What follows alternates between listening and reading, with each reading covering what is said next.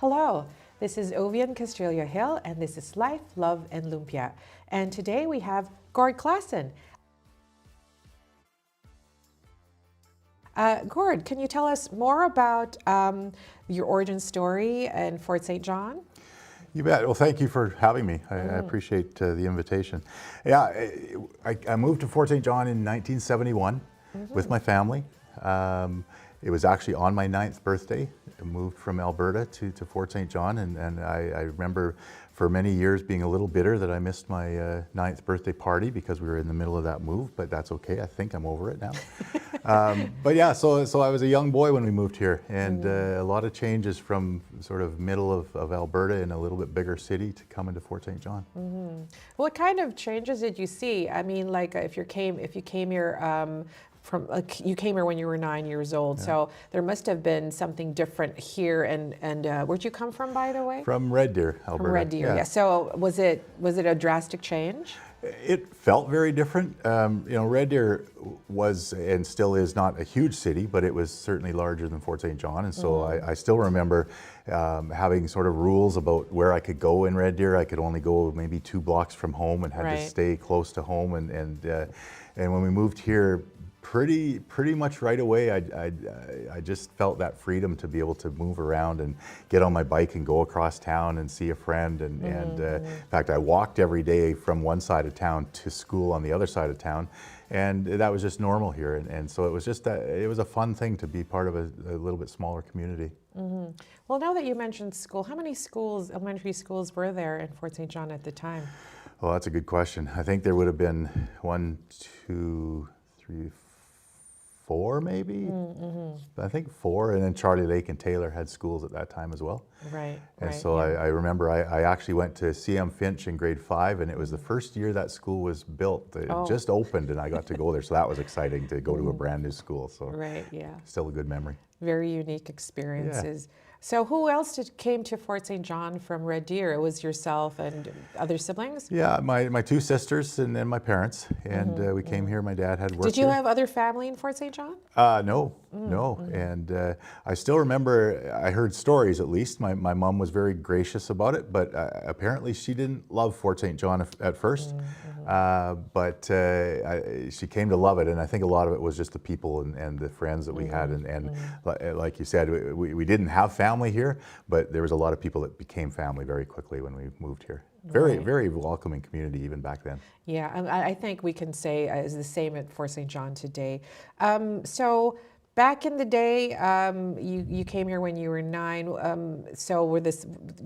Did you enjoy the summers and the long winters in Fort St. John? Was it different from Red Deer, the weather? Weather was similar, yeah, pretty similar. But obviously the days were longer up here, just being farther north, and so I still remember. I love just that whole fact that we could be out playing for long hours in a day, and I remember getting in trouble a couple of times for staying out too late without telling my mom. And of course, we didn't have cell phones back then, so mom didn't know where I was, and I was out till probably 9 o'clock at night, and I was supposed to be home at 7 or whatever it was, and she was worried. But it was sunny out, and I thought it was just afternoon. Yeah, I got in trouble, but that's okay. I learned. So so now that you're talking about summertime days, what were your summertime days like back then, and what are they like today in Fort St. John? Well, back then, as I said, it was a lot of playing outside. We were outside any chance we got. If school was done, we stayed outside till we had to go in at night. In the summertime, we were just, from the minute we got up, we were outside. And we were, just playing simple things, playing ball hockey on the street and riding our bikes. And, I don't remember how old I was, but I got a dirt bike and was able to do some trails and riding right out of my backyard out to some trails out of town. So it was just a lot of playing. I still remember running through playing hide and seek and kick the can and all kinds of kids games outside, and it just became part of life. It's just what you did. And what was so neat, I think, was that I knew all the people around us, and our family did, and they all knew us as kids, and so they were watching out for you. So it all felt like just, it was the whole town seemed to be our playground, and everybody was watching out, making sure we were doing okay. So yeah, it was a lot of that kind of stuff, just outside playing, having fun with friends. Yeah, sounds like a wonderful summer. I've spoken to June Salinas, Kuya June, in our community, and he said when he came here in the 1970s that what used to be, he said, the Mackenzie Hotel, which is, I think, became Stonebridge and is now Radisson. He said it was a dirt road at that time. And if you drove towards the end, it was like a dead end and it was fields.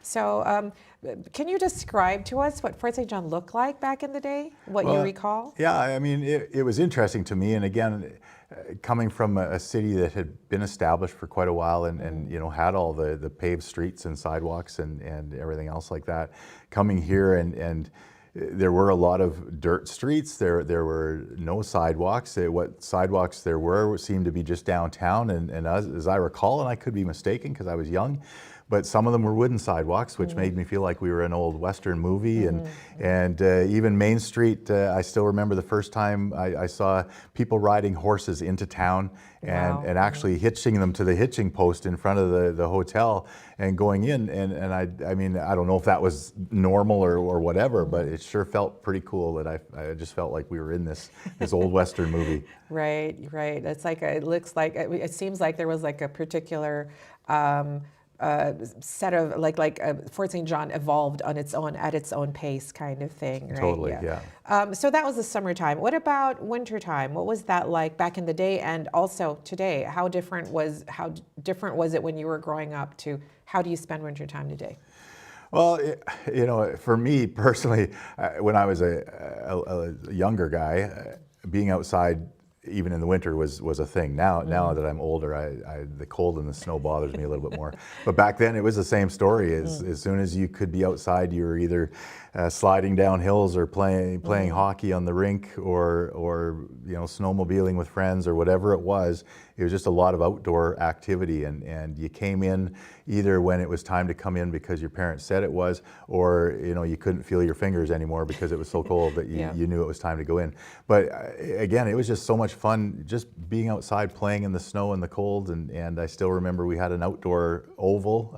Now we've got the fancy oval in the Pomeroy. Back then we had an outdoor oval, and I remember that's where we played hockey. We set up nets and actually played league hockey on the oval and skated on the oval and just again, we're just enjoyed outside. Now, like I say, other than going out to shovel the snow when I need to, and maybe any other, going to some meeting or whatever it is, I don't spend as much outside time as I used to as a kid, that's for sure. Well, I mean, it seems like you've spent a lot of years here in Fort St. John. So in your years of being here, which years would you say would be the most memorable, and why would you describe them as that? I think my childhood, sort of, from that age 9 to probably 13 or 14, that whole period of time was so special because I got to experience a lot of just life, right? Just that outside friends, playing, doing fun stuff, and just enjoying life. And I think, again, even that sense of safety in our neighborhood where you could just be out and enjoy, and you knew that other people were watching out for you. School, I loved school at that age, and maybe not so much as I got a little bit older, but at that age, I said I attended CM Finch in his first year, and I loved going to school. I loved the sports at school and the study and everything. So the childhood was a really neat time for me. Having said that, I think now where I'm at is really exciting because I appreciate what has to happen to make a community a community. And you know, just the involvement that I have now, being able to help out and be part of trying to figure out what the next 5 years looks like for the city, and you know, trying to develop the parks and roads and everything else, and walking trails that we never had when I was a kid.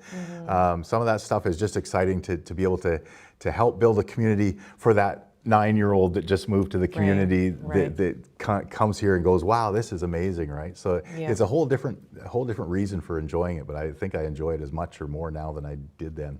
Yeah. Well, now that you've mentioned it, so you are currently sitting as a member of council, like the City Councillor of Fort St. John. First of all, you've been doing this for a number of years, so can you talk us back into how you got started, and prior to being a City Councillor of Fort St. John, what were you doing? Well, you know, I've always enjoyed being involved in the community. So even though, I came back here in 1998 as a pastor in a church here, and so I had that was my job. But as soon as I got here, I got involved with the hospital. I got involved with the elementary schools, doing just lunch hour monitor in the schools, because I wanted to help wherever I could. And then I got involved, of course, in the school PACs, the parent advisory councils, in the schools that my kids were at. And from there, decided that maybe a place that I could have an impact would be on the school board. So then I ran for school board and was elected to school board for 2 terms, from 2005 to 2011. And during that time, just saw the potential for school boards, nonprofits, churches, other organizations, businesses, and the city working together to make this a community that we want it to be.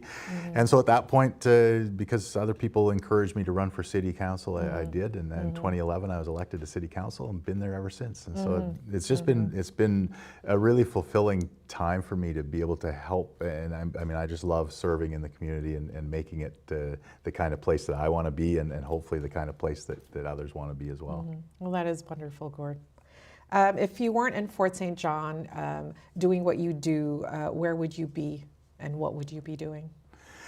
It's a good question. You know, it's interesting because I'm getting to that age now where you know, that whole retirement and what that looks like.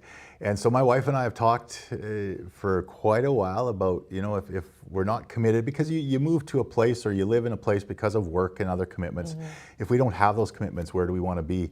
And for a while, we thought, well, maybe here or there or whatever. Honestly, I think we're going to stay here. We love it here. There's some challenges, you know. You think of just the distance you are from even our family. Our kids, one lives on the island, one lives in the Lower Mainland, and luckily we have a daughter that lives here, so we spend time with her and her family. But some of those things you sort of wish that maybe you were closer, but I just love it here, and both of my wife and I just enjoy being here, and there's so much to do here, and so yeah, I think we're just going to stay here. Well, that's good. Yeah. That means just staying home. And like for me, as I can say, Fort St. John is the only Canada I know, and Fort St. John is home. There you go. So now we'll be talking about love, and by love we mean passion or passion projects. So, Gord, what do you love about Fort St. John? Oh, there's so many things. People will ask that question when we go to conferences and other locations, and one thing I love is the friendliness of the people. I find that people really want to know about who you are and get to know you, and you know, we talked a little bit earlier about growing up here, and early on when this was really an industry town, people came and went, and I didn't feel like the connections were as strong as they are now. But now there's, you know, people are here, they're staying here, they're living here, they're growing old here, and I just find that friendliness and that neighborliness is incredible. I always tell people that one thing that impresses me so much about Fort St. John is that can-do spirit that people have. There doesn't seem to be a challenge that anybody gives up on. If it's something that's tough, you figure out a solution. And if I can help you to figure out what that solution is, I will do that. And again, that just seems really unique to me about this area, that people will pitch in. I know there's people in town, businesses that are actually competitors. But if another business has a challenge that they need to figure out, this other business owner will come alongside and say, you know what I did when I was there, I did this and it helped and it worked. And I think that's amazing, because it's not all about me and it's about you and again, that neighborliness thing. So I think that's really impressive to me. And I like the opportunities that are here. I think that's always impressed me. And I've told young people and old people, as I've met them in different places, that there is so much opportunity. No matter what it is you want to do in life, you can find it here. You can really go far beyond what you might have thought was even possible, just because of the opportunities, and people give you those chances to get ahead, whether it be schooling or work or whatever. So yeah, just a really neat, very positive place to be. Yeah, I agree. And I mean, especially for the newcomers such as myself and, the newcomer sector that I also professionally help with, I think that was one of the takeaways, that there are opportunities here and the community is very helpful and supportive and helping people achieve those goals that they have for themselves.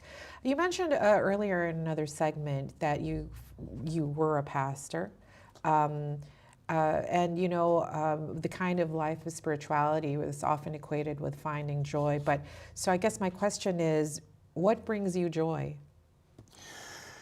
That's an interesting question. I think, maybe the obvious things, family and friends bring me joy. It just is, that interaction between people and the encouragement and just kind of walking through life together. I think it might sound a bit cliche, but I find a lot of joy in serving people. And so that's why I've done the things I've done. And it's, for me, even city council, it's not about a position for me. It's about the fact that I can serve the community. Sometimes people may not recognize that that's what we're there doing, but I do like that. And I think the other piece of it for me, honestly, when you talk about spirituality, is that I really feel like God has a purpose for each one of us. And when you find that and you start living out what your purpose is, that's what really gives you joy. And sometimes you can do things that are important and they're good things, but you may not find the joy because it's maybe not meant for you or you're not meant for it. And so when you find those things that you were created to do, that just brings you a special sense of fulfillment and joy that you don't get from other things. Yeah, I can certainly relate to that. I mean, like with joy and with a good life also, we encounter some challenges. So when you do have challenges, how do you overcome them? There's a few things. The one, I mentioned earlier, the helpfulness of people, and I rely on a lot of people around me to help me when there's challenges, whether it's just questions I have, or if it's your experience that you can share with me that will help me work my way through something. So I think that's really important, is to have those people around you that can have that input into your life and help you through challenges. I'm a solution kind of guy, and so even in conversations and in meetings and whatever it is, I always want to work for us towards a solution. We can sit all day and talk about the challenge and almost work ourselves into a place where we're overwhelmed by the challenges, or we can choose to address the challenge and let's talk about how we can work through this. So I love those conversations. And I think because I'm that kind of person, that really helps me get through a lot of those challenges in my life. And again, back to that spirituality, I think for me, there's a sense that even in the challenges of life, that God's in control, and I can just He'll walk me through some of those things, and so that's always really comforting and encouraging to me, and gives me that ability just to keep taking the next step, and eventually you get through it, and you find that solution, or you overcome it, however that happens. Actually, I just, you mentioned earlier about having friends, and you had really good friends from when you were 9 years old, 9 to 13. Do you still have a lot of your childhood friends? Are they still in Fort St. John? There are a number of them that many move away, and I was one that, moved away for a few years and then came back. But there are a number of them that I still, and I won't mention names, but there are a couple. I came here, I was 9 in grade 3. I went to Alwyn Holland School, and there were 3 specifically friends, other students in my class who became very good friends, who welcomed me, even at 9 years old. It's amazing to me to think that a 9-year-old can be that hospitable or whatever, right? But they welcome me, and those 3 people are still here, and they're the people I played with, through the summertime and in the winter. They're the people that I spent time at their homes and them at mine. And not like I said, a lot of people have moved on. Some of the relationships, maybe aren't there like they were then. But there's a number of them who are still good friends today. And that's whatever that is, 40 years ago, 50 years ago. Well, like moving on about passions and love, the things that you do, and you do a lot, who ultimately do you do them for? I said earlier, and I really believe that we're created to do something. We're created for a purpose. Right. And God has given us gifts and the abilities and shaped us into the person that we are to do certain things. So ultimately, my goal, my hope is that I'm doing things to honor Him, to honor God. Having said that, I'm as I said, I'm very much a server person, and so I do a lot of things. The things that I do for the sake of others. So if I can set up this room to make it easier for you to do what you're doing here, that would bring me joy, and that would really fulfill me, right? Just by being that person that can be behind the scenes, don't have to be in front of a camera, don't have to be in a position, whatever it is. I honestly, and maybe it sounds kind of cheesy, but I love to serve, and I love to facilitate other people's success.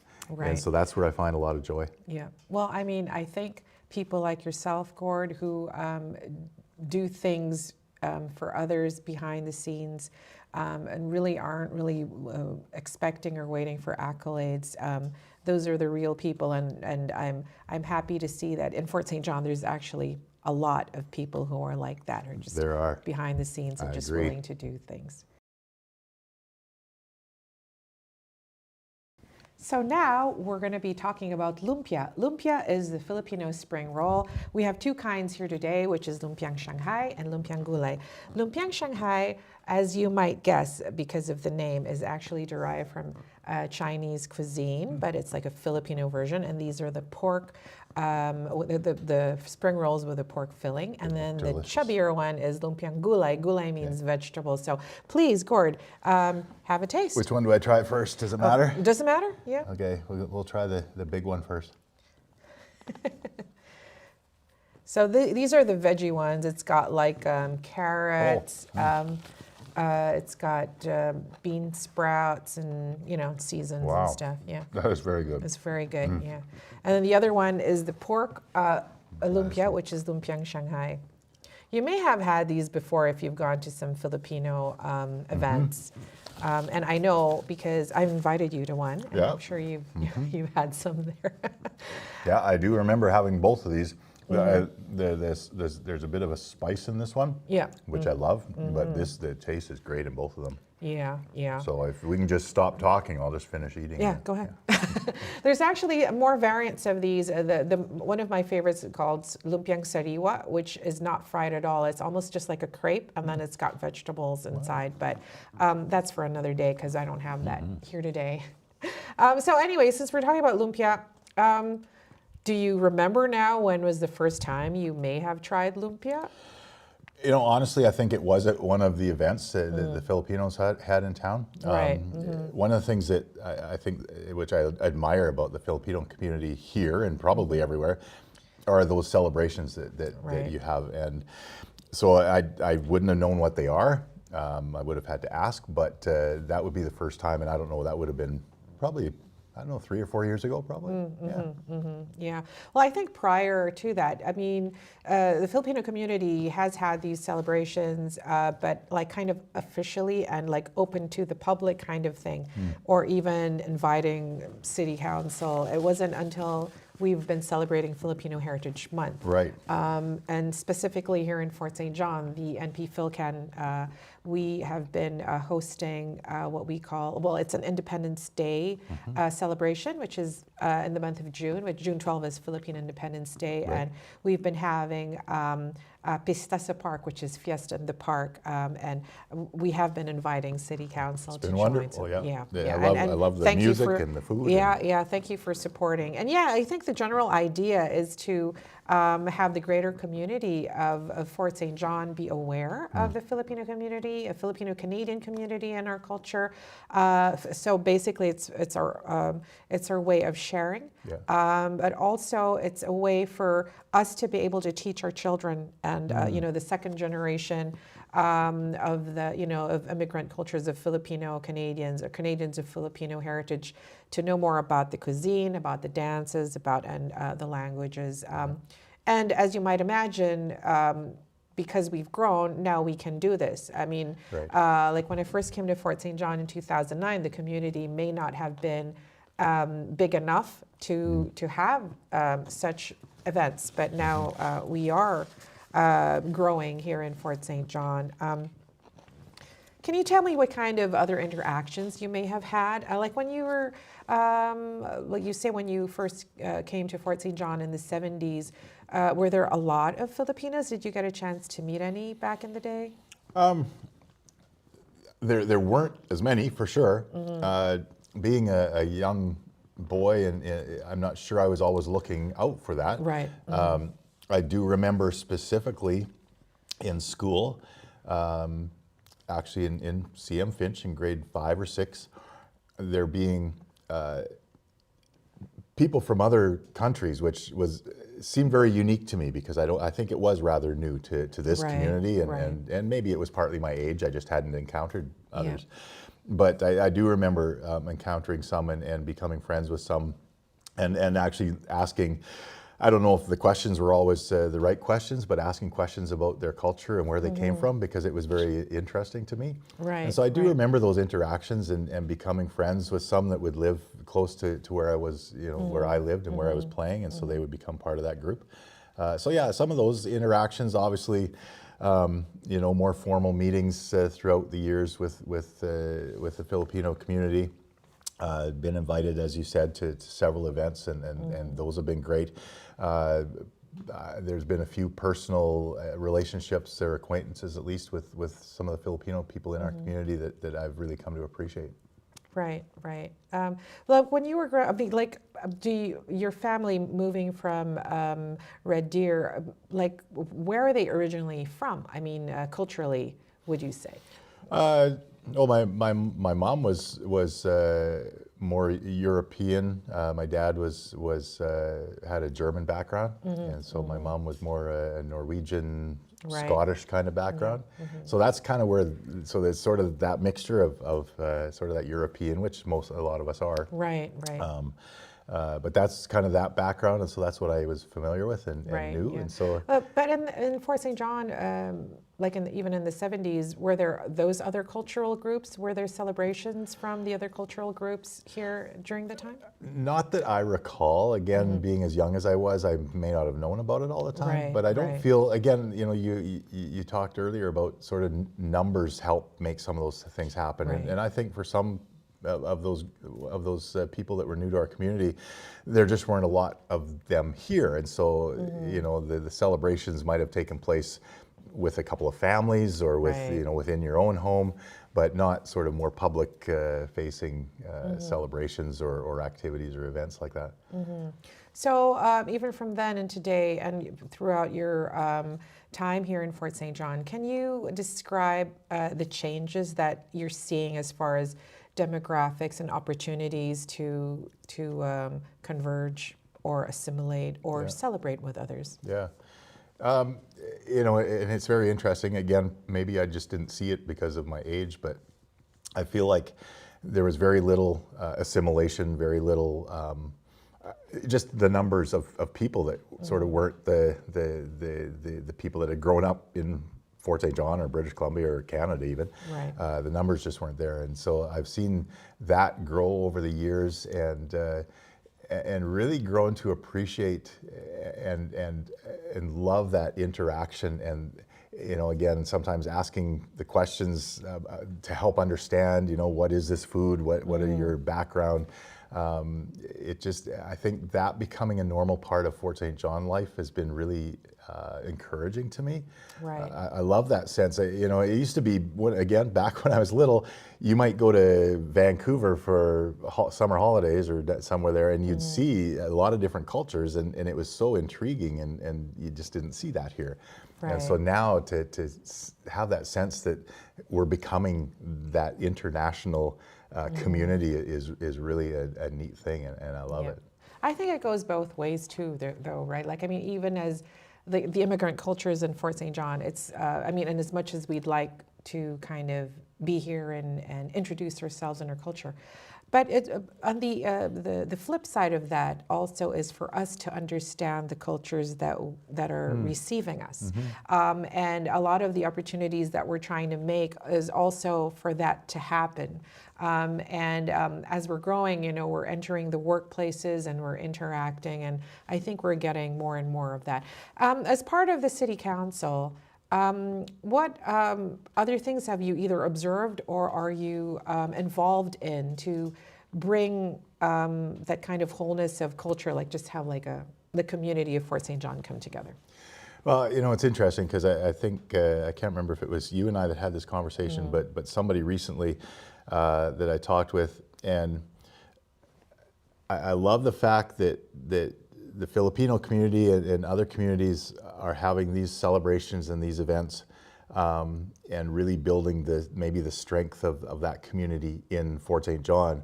But my wish is that we would begin to celebrate together more, and not to lose your identity or who you are, or like you said, even for the children to learn their heritage and their culture is important, but create an environment where the communities, the different communities, are coming together and into one body, and right. really appreciating each other's culture and each other's background and food and whatever it is, but I think it's one thing to welcome and be happy for different people groups in Fort St. John, but I think if I were to look at sort of in my thinking, the ideal would be for us to really truly assimilate, so yes. that I'm entering into your celebrations and your culture, and you're entering into mine, and just that sense that we're all part of this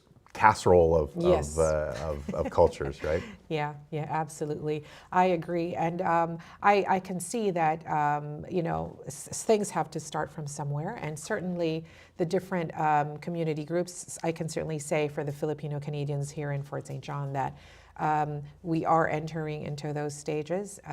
That we are strengthening our culture here, but we are not forgetting that we are part of the greater whole. I think ultimately the goal is to have the best city for us to live in, and that is comprised of many different people and many different cultures, and we recognize that. Well, thank you so much, Gord, for coming and being my guest here in Life, Love and Lumpia. Thank you. And thank you for sharing your insights, and thank you for appreciating Lumpia and what we have to offer. You bet. Thank you. Thanks for joining us in Life, Love and Lumpia. This has been Ovvian Hill.